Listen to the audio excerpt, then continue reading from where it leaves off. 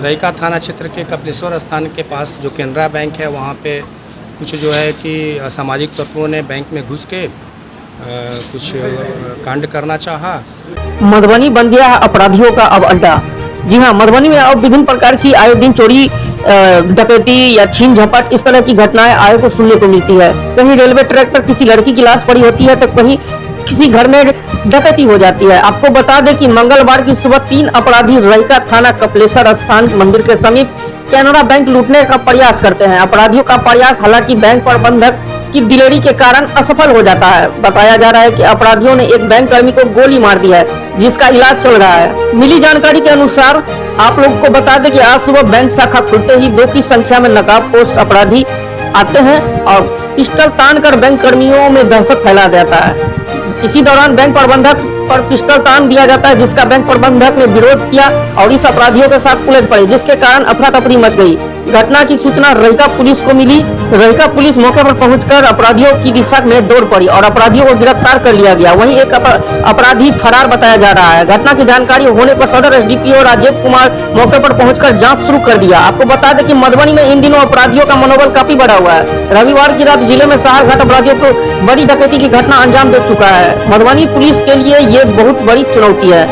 अभी जैसे हम लोग को प्राथमिक रूप से सूचना मिली कि रईका थाना क्षेत्र के कपिलेश्वर स्थान के पास जो केनरा बैंक है वहाँ पे कुछ जो है कि असामाजिक तत्वों ने बैंक में घुस के कुछ कांड करना चाहा। बट जो है कि जैसे ही सूचना मिली पुलिस को, पुलिस ने त्वरित कार्रवाई की और उसमें से लोग भागे।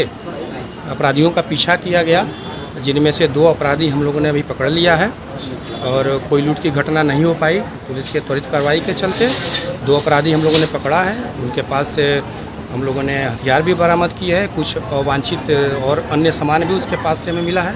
हम लोग पूछताछ कर रहे हैं। बाकी अन्य जो भागे हुए अपराधी हैं उनकी गिरफ्तारी के लिए हम लोग तुरंत छापेमारी कर रहे हैं और आशा है कि उन्हें भी हम लोग पकड़ लेंगे। कितने लोग थे?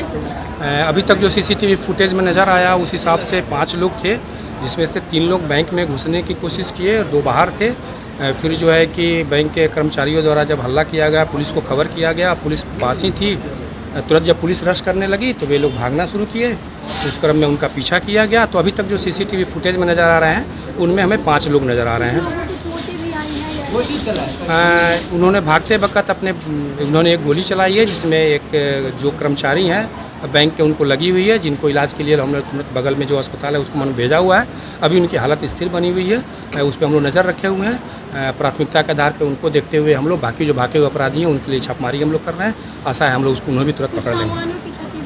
नहीं, सामानों की कोई क्षति नहीं हुई है, ना ही कोई इन्होंने घटना कर पाया है। बस वो भागने की कोशिश में हम लोग पकड़े गए। हम लोग 2 पकड़ लिए हैं, हम लोगों ने 3 को पकड़ने की कोशिश कर रहे हैं। जिस तरीके से मधुबनी में क्राइम बढ़ रही है इस पे हम लोग फिर से क्राइम ऐसा आप जो कह रहे हैं, हम लोग पुलिस के आज की घटना ही बता रही है कि इस घटना को पुलिस ने कितने त्वरित रूप से कार्रवाई करते हुए इसको कंट्रोल किया। हमने अपराधियों को पकड़ लिया और घटना होने से भी हमने रोक दिया है। बाकी हम लोग और कार्रवाई करके आपको सूचना देंगे।